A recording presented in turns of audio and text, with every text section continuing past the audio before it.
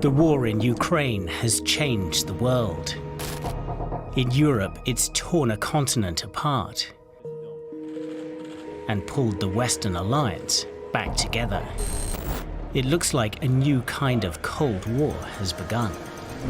Here in Asia, all of that might seem far away, but in today's world, everything is connected. There's already a battle for domination underway for this giant continent, a battle that's now intensifying in unpredictable ways. And you might not expect it, but at the heart of it, right here, is India. India finds itself in a dramatic geopolitical squeeze. Russia, its old friend and arms supplier, is deepening ties with China, weakened by the war and becoming subservient to a power that's no friend to India. There are serious concerns in New Delhi about whether Russia will continue to be a reliable supplier. At the same time, China's threat to India becomes ever more apparent, compelling India to reinforce its borders against attempts to take its territory. The Chinese are breathing down our borders, and they just killed our soldiers less than 2 years ago. And Delhi faces deep dilemmas over how close to get to the West. The US has had many alliances. Not all of them have fared very well. India has a long tradition of avoiding close alliances and preferring to stay non-aligned. But the war is forcing it to think again about all of its relationships and face up to some choices it hasn't had to make before. In part one of this video, we'll look at how durable India's old friendship with Russia really is, and whether it can survive Moscow's new path. The Russia relationship is now in a position where it really does need to be rethought.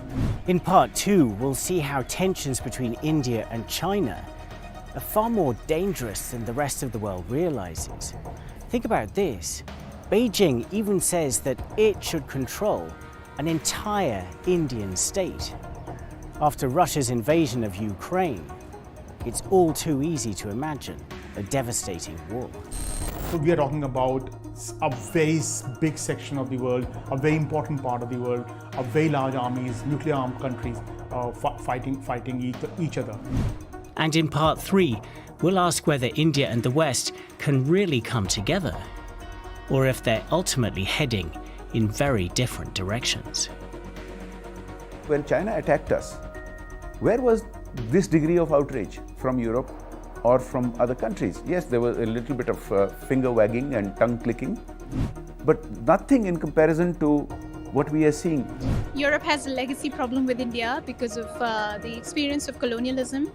I think countries have to be very mindful of what leverage they have to influence change. India is coming to resemble Russia and China far more than it resembles Western democracies. So as the world enters this dangerous new era, India could be the deciding factor. So no matter where you are in the world, the choices made here in Delhi matter to you. So let's get into this story with a decision that India has been trying not to make, but may be forced to, about an old friend gone rogue.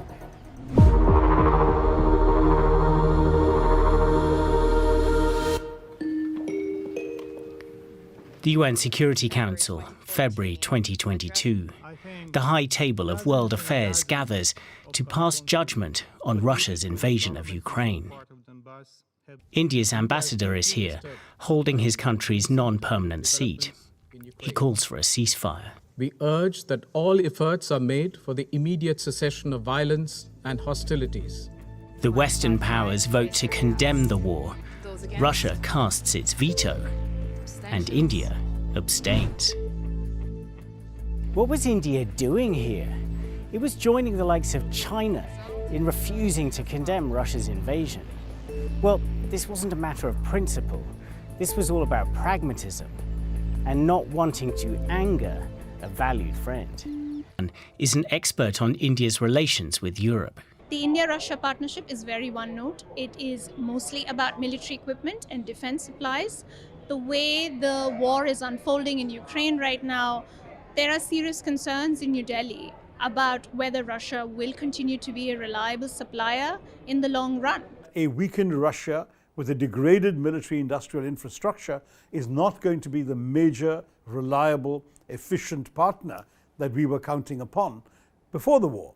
Shashi Tharoor is a leading figure in the opposition Congress Party and a former Under-Secretary General of the United Nations. I think that the Russia relationship is now in a position where it really does need to be rethought. There's a historical factor, if you like, of a long series of IOUs to first the Soviet Union and then to some degree to the Russian Federation, particularly when it came to sensitive Indian issues like Kashmir and so on, where they supported India, often vetoing unfriendly positions taken by other members of the Security Council, including some of the Western powers. That has all changed. The Western countries have now, by and large, supported the Indian stand on Kashmir, and I don't think we will now need a Russian veto anymore to be able to keep some issues off the agenda that we don't like being discussed there. Second, there is a long sense of dependence on Russia, and again the Soviet Union before that, for military supplies and equipment. But that was already on the way down. If you look at a 5-year period in the first half of the last decade, I think we may have bought as much as 75% of our military supplies from Russia. If you look at the second 5-year period, it came down to about 45%. India has been diversifying its military supplies, going to America, to Israel, to France and other countries for major equipment. The Americans are watching, waiting to see how India responds to the decline in Russian fortunes. Lisa Curtis served as Senior Director for South Asia in the U.S. National Security Council. It's clear that Russia will simply not have the capability to be a reliable partner to India moving forward.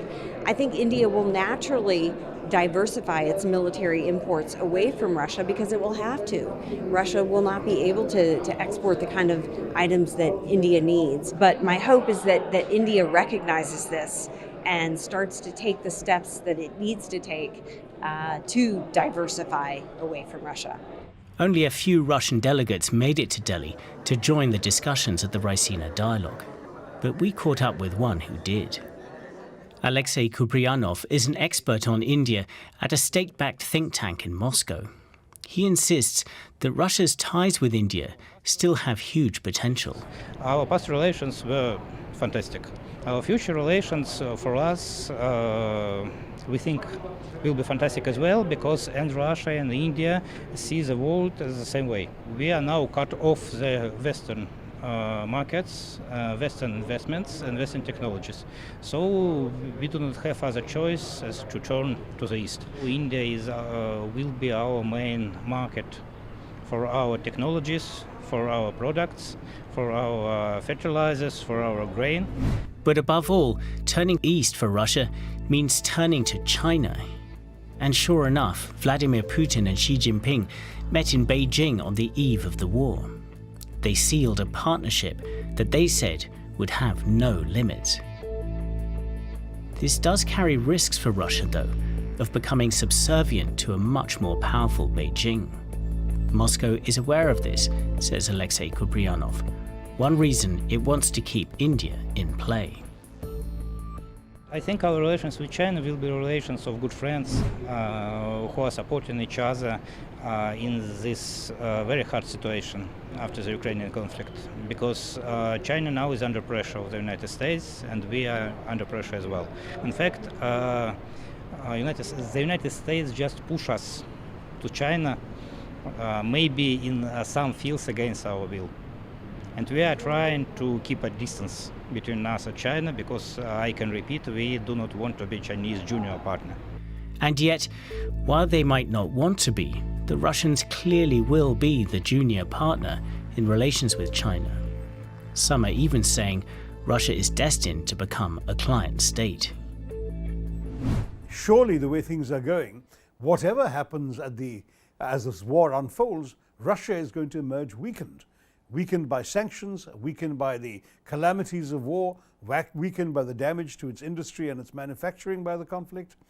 Will it end up becoming a vassal state of China, a China that is hostile to India? I think it looks very, very likely that a weakened Russia will have no choice, particularly if the war ends but the ostracism continues and the Western countries continue to treat Russia as a pariah. They will have no choice but to look for a patron, a supplier, a market, etc. in China, and they will turn there. And if they turn there, the price will have to be that they will have to pay more heed to China's strategic interests. This really matters to India, because a Russia that comes under China's thumb isn't just less useful as a friend, it strengthens the hand of India's greatest potential enemy. Coming up in part 2.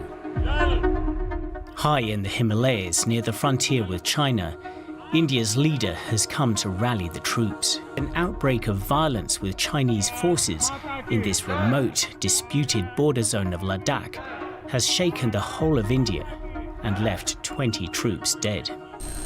So in our consciousness, China is a threat. They keep disrespecting the boundary agreements that we have with them.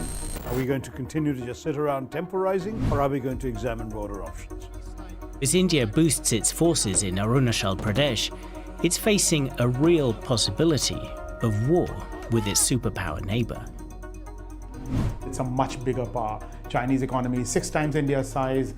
Chinese defense spending is 4 times India's size. China definitely has more diplomatic power, more global power. If things come to blows with the Chinese on the border, there's very little that Russia will be able and willing to do for India.